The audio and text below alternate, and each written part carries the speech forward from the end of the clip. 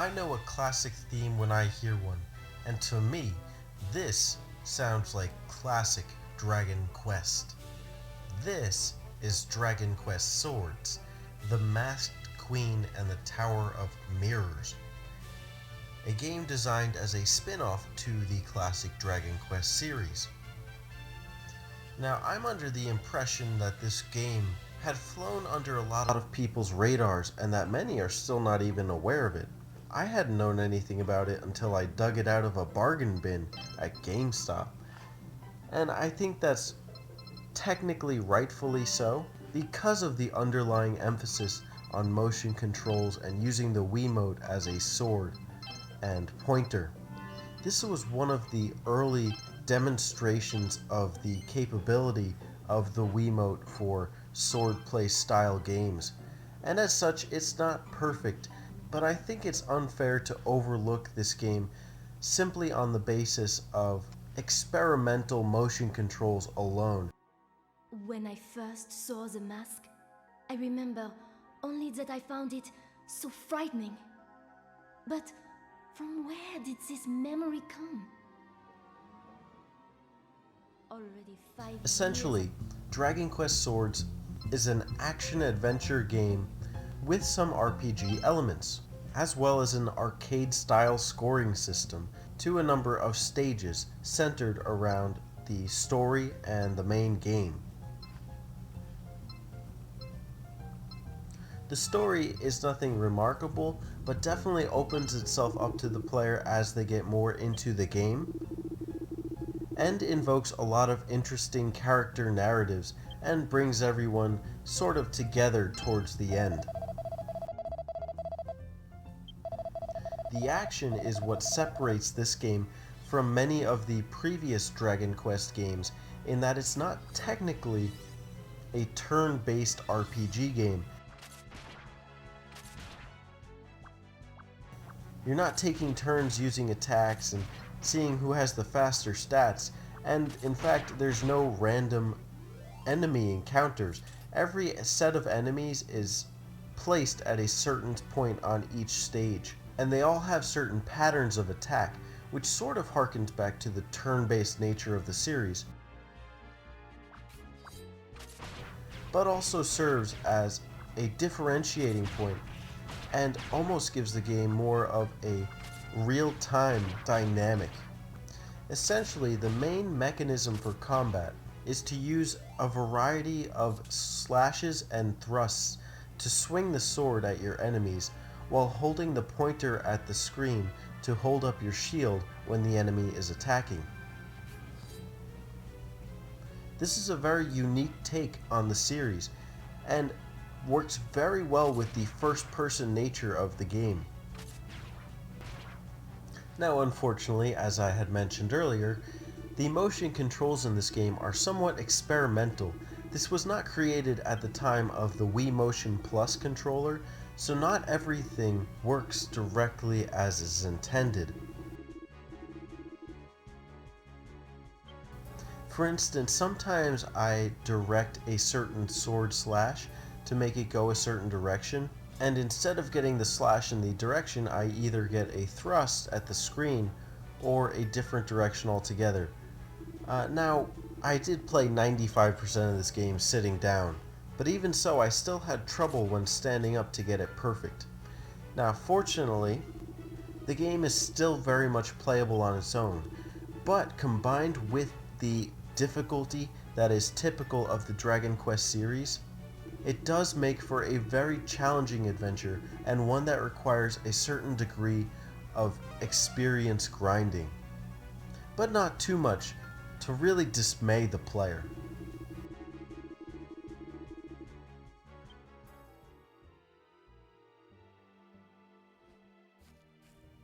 Another area this game differentiates itself is in the partner mechanics, because in all the previous games you set out with 3 other adventurers and are able to equip them with certain armors and weapons and skills, but in this game the only one you control directly is your main character, and then when you go into combat you can only take one partner with you. This is interesting because your main character can only use physical attacks, while your partner can only use magic spells. This makes for some interesting combat sections, especially when you get into the later boss battles and your partner character runs out of magic points. The beast makes its threats in earnest. Ready your sword, comrade. On guard.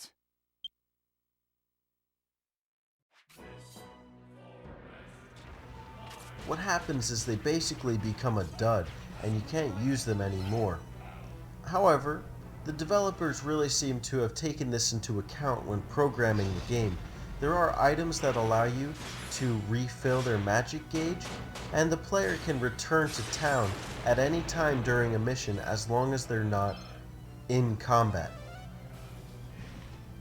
Now, while your main character doesn't have any magic attacks, he does have a chargeable Master Sword attack, which is sort of the gimmick of this game, where you follow some sort of pattern using the Wiimote and the motion sensor bar to charge up a more powerful sword slash or strike. This comes in handy towards the end of the game, and definitely makes the gameplay more interesting.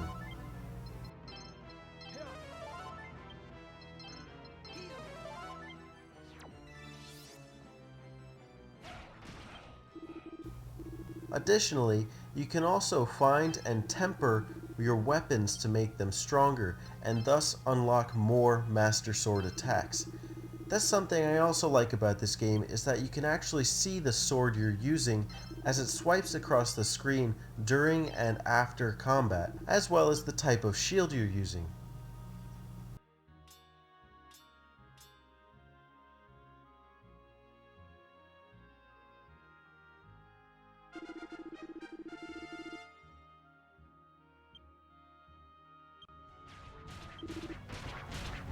Now, your partner character will recycle the same several lines of dialogue during the combat sections, but I found each line to be somewhat memorable and contribute to their personality, which is an element that I find adds to the game's overall charm and likability.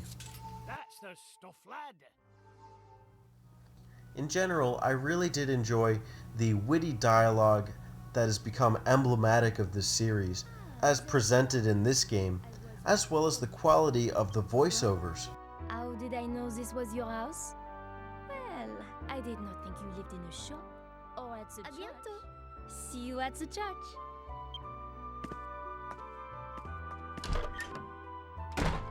You've a keen eye for the ladies, eh, lad? Just like your dad. Oh, heck. No need to tell your mama said that when she gets back, eh? She'll only be ticked off. It's nowt but men's talk.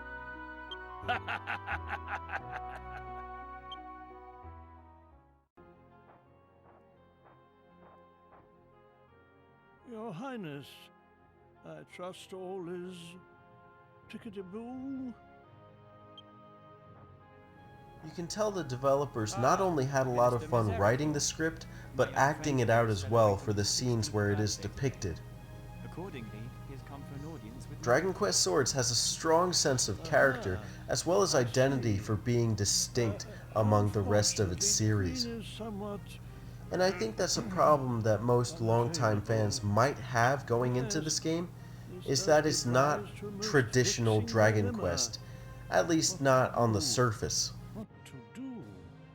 Bingo! I have it. I shall momentarily assume the role of... But if you can overlook that aspect, then you'll be rewarded with some very interesting takes on the series. Let's take the music for instance. This happens to be one of the only Dragon Quest games that Koichi Sugiyama had no part in composing the music for.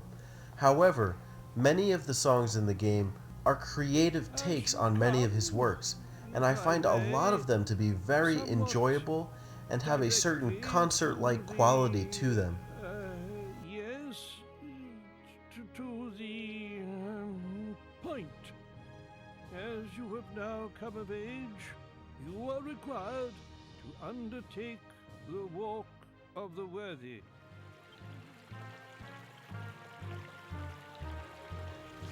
In particular, the combat theme in this game is one of the least repetitive of this entire series, and I find that goes a long way in truly sustaining my interest throughout the entire game. Another point I can really commend this game on is the quality of the graphics. I think this game looks absolutely stunning even without the HDMI output from the Wii U console, and is one of the few games I would like to see played on a Wii U, just so I can experience it in all of its fine pixelated glory.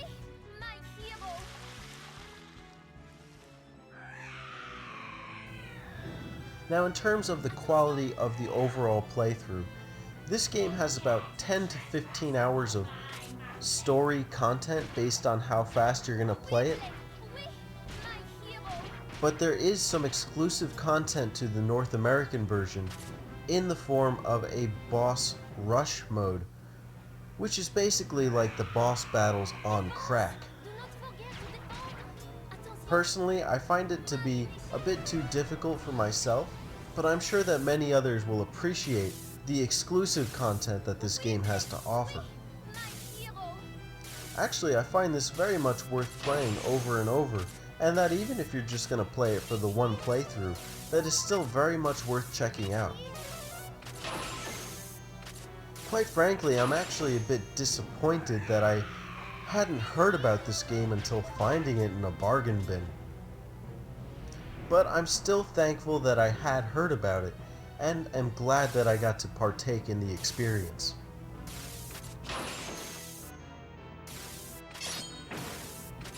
So the real question now is not, do the motion controls for this game suck? But rather, are the ancestral motion controls worth overlooking in terms of what else this game has to offer? And in my opinion, yes, because this game does a lot right and provides for an epic adventure with some very memorable fight scenes, as well as a good story and likable characters. And I think that there is a lot to be happy with here. It may not sound so good on paper, but once you actually get it in your hands, it feels so right, especially considering that the game only requires one hand to play with. That means I can use the other hand to drink a beer, which is awesome. It does pay excellent homage to what makes the series so well known and beloved, and in spite of its differences, I think it's still beautiful in many ways, and is an excellent vestige of what makes the Dragon Quest series classic.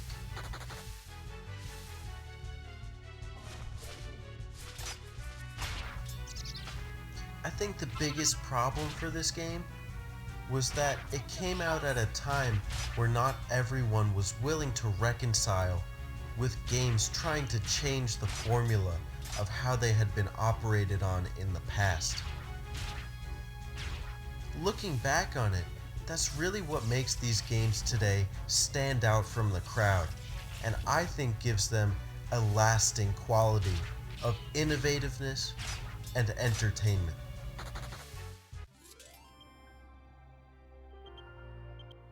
But that's just my thoughts. So let me know yours. Is this game interesting? Is it worth checking out? I think so, but I'd love to hear what you think. So, be sure to let me know in the comments. Thank you all for watching, and special thanks to Nintendo, Square Enix, Level 5, Armor Project, and Bird Studio for making this game possible. And I look forward to more Dragon Quest games here in the States.